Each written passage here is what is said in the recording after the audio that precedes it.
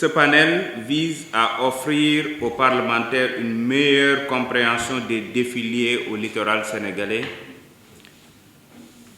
et permettra également d'amorcer une réflexion sur les principaux leviers d'action en vue d'accélérer le processus d'adoption de la loi sur le littoral.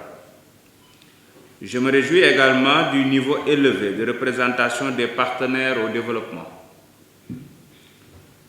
ce qui témoigne de l'importance accordée à la gestion durable du littoral, un enjeu majeur face à la pression croissante sur le foncier littoral.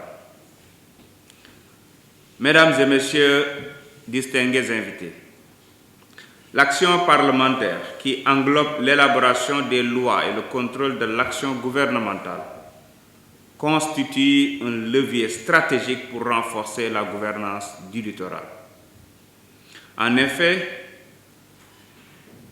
des parlementaires bien informés sont mieux à même d'exercer pleinement leurs responsabilités législatives et d'assurer le suivi des politiques publiques liées à l'environnement.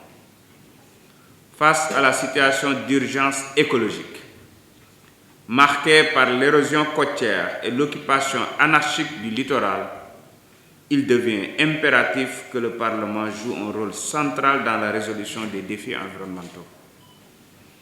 Aujourd'hui, les parlementaires manifestent un intérêt accru pour les questions climatiques et se mobilisent pour des solutions durables.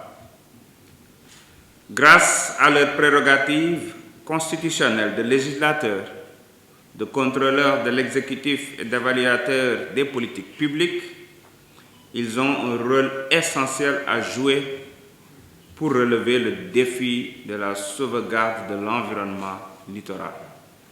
Mesdames et Messieurs, distingués invités, malgré les efforts déployés, le chemin reste long. Et seule une action concertée nous permettra d'atteindre nos objectifs en matière de protection du littoral face aux effets néfastes du changement climatique. Le Sénégal possède un littoral s'étendant sur près de 718 km de côte. Pour assurer la préservation de ces zones côtières et marines, notre pays est partie prenante de plusieurs engagements internationaux. Dans ce cadre, en 1981, les États de l'Afrique de l'Ouest, du Centre et du Sud ont adopté la Convention d'Abidjan relative à la coopération en matière de protection, de gestion et de mise en valeur du milieu marin et des zones côtières. Aujourd'hui, cette convention regroupe 22 États, parties et représente un cadre juridique essentiel pour la gouvernance de nos littoraux.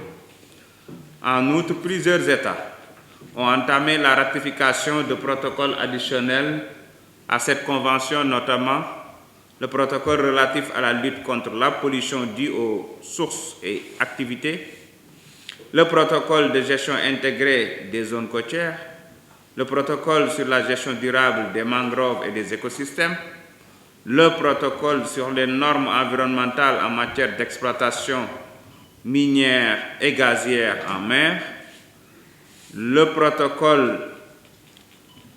Si cette dynamique se poursuit, nous devons nous attendre à une domestication au niveau national de ces protocoles, ce qui renforcera le cadre juridique et institutionnel pour la protection du littoral.